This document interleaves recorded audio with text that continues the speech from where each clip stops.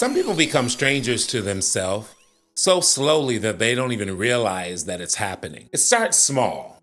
A laugh that isn't yours, maybe a version of yourself that you created to survive a room. And it feels harmless, adaptive, maybe even necessary. But you wake up one day and you're exhausted for reasons that you can't fully explain. Not because life is challenging, and yes, life can be challenging, but because you haven't relaxed yourself in years. You've been performing, managing, editing, shape-shifting, trying to become whoever the moment required you to be. But the saddest part about wearing a mask is eventually you forget what your face looks like. You forget your real opinions, your emotions, your needs, and you forget your voice. But after enough years of survival, performance starts to feel normal and authenticity starts to feel dangerous. By the way, I'm Aaron, and if you're new here, I help people rebuild how they see themselves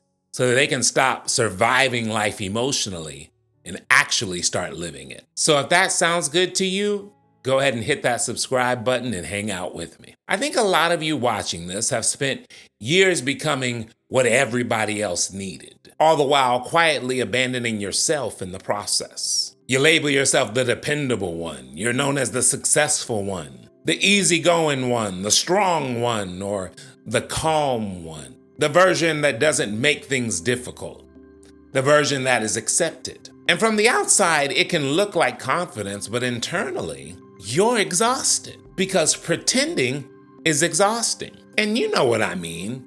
Maybe you leave conversations replaying everything that you said. Did I sound stupid? Did I say too much? Should I have acted differently? Meanwhile, the other person stopped thinking about your interaction 5 minutes ago, and your nervous system is still performing long after the moment ended. That's what masks do. They train us to monitor ourselves constantly. And what's crazy is the performance that once protected you becomes the very thing that disconnects you from yourself. And this is where it gets dangerous because most masks don't look unhealthy. Perfectionism gets praised, overworking gets rewarded, people-pleasing gets called kindness, hyper-independence gets called strength. And what's ironic is that you can spend years being congratulated for the very survival mechanisms that are slowly disconnecting you from you. And after a while, you don't even know if people love you, the real you, anymore. Do you love me or the version of me that performs well for you? That realization changes people because deep down,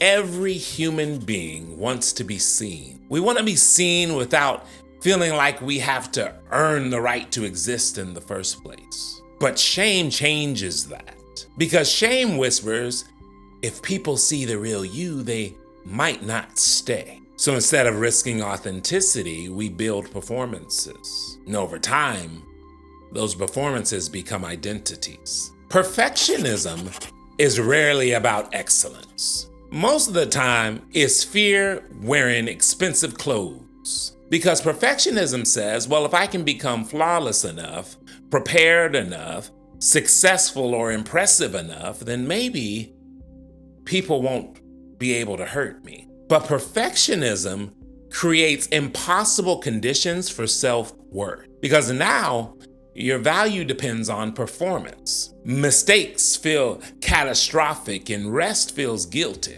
Now vulnerability feels terrifying because if your identity is built upon appearing polished, being human starts to feel unsafe. So can we be honest for a second? It's just you and me here. A lot of people who call themselves perfectionists are actually just terrified of being seen imperfectly. That's the real fear, exposure. Because failure feels survivable in private, but being seen failing seems unbearable. So people hide inside perfection. They hide inside of overthinking, inside of over-editing, inside of delay. And they secretly tell themselves, I'll put myself out there when I've become good enough.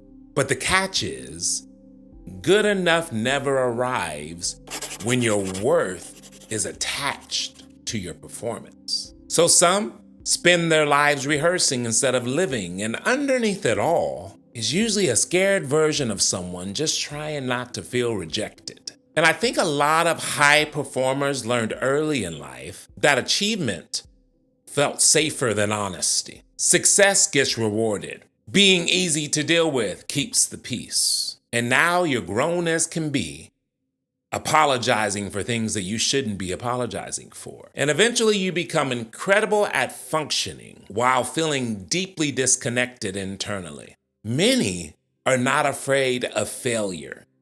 They're afraid of visibility because visibility risks judgment. And when your worth has been tied to approval for years, judgment feels emotionally threatening. So you hide, not physically, but emotionally.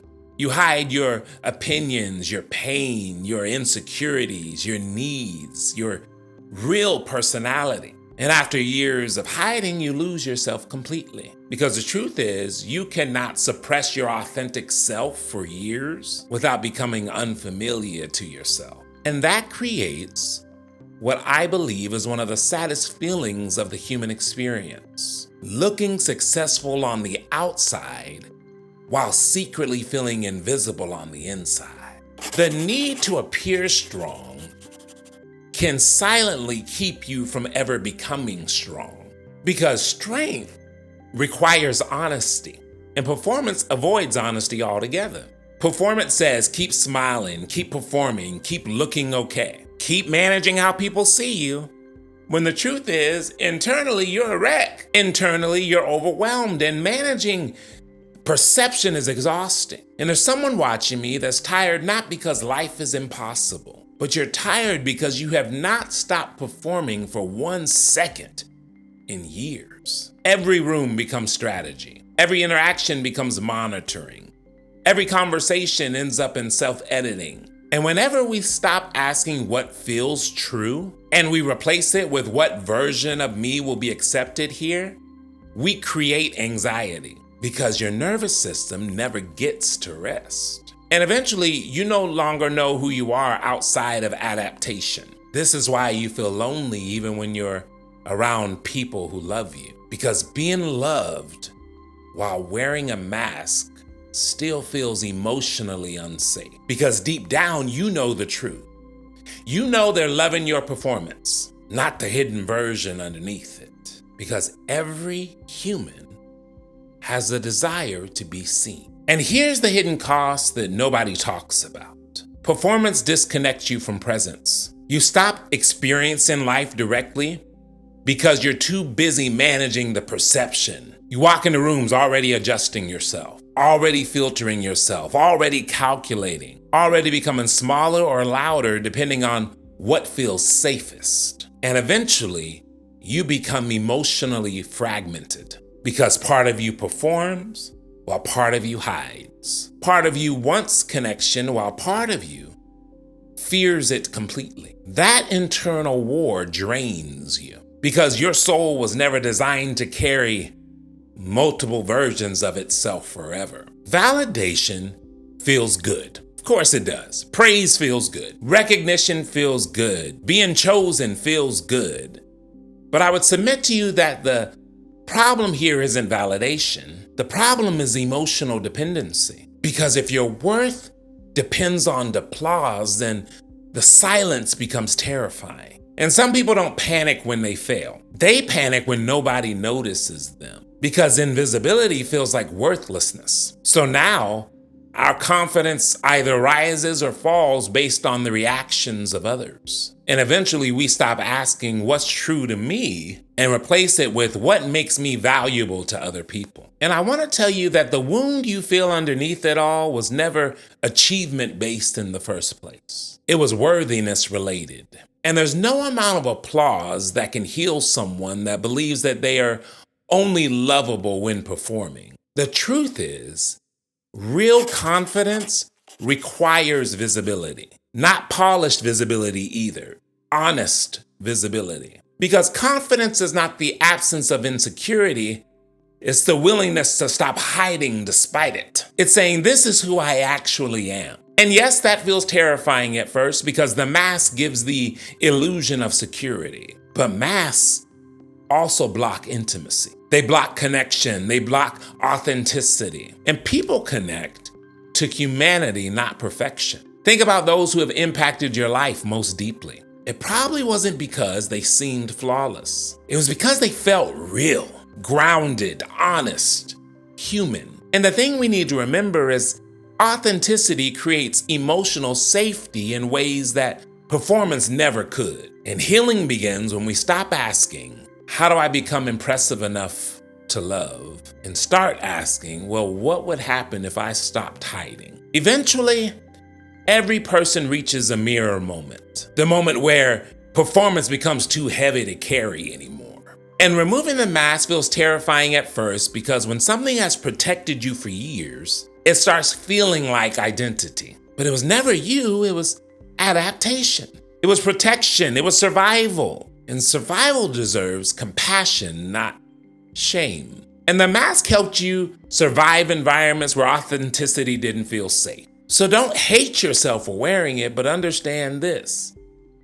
The mask can't heal you. Healing only follows after truth. And confidence is not becoming a better performer. Confidence is finally becoming honest enough to stop performing altogether. Confidence is standing in front of the mirror honestly and saying, this is me, without exaggeration, without pretending, without editing yourself for approval. Confidence is realizing that although you were hidden behind the mask, you were never unworthy because of it. Maybe your exhaustion, it's not weakness. Maybe your exhaustion is the emotional weight of carrying identities that were never you in the first place. Maybe confidence was never about becoming louder, more impressive, more perfect. But maybe confidence is finally becoming honest enough to stop abandoning yourself for acceptance. Because imagine how exhausting it is to spend your life auditioning for love. All the while, the real you is standing backstage wondering, will I ever get chosen? That's the pain that many of you that are watching me are carrying. And it's not because you're broken, you're not broken, but because somewhere along the way you learn that performance is safer than authenticity. Hey, the real you beneath the mask was never broken, just buried. And healing is not becoming someone new. Rather, it's finally giving yourself permission to be seen again. This week, stop performing in one small moment. Tell the truth when you would normally say, I'm fine. Express an opinion that you usually would hide. Set a boundary without apologizing for it. Let one person see a version of you that isn't polished. Pay attention to the discomfort that arises when you stop editing yourself, because every honest moment weakens the mask and strengthens self-trust. Always remember that growth is a journey. It's not a destination. I'm in it with you, and I will see you in part 4.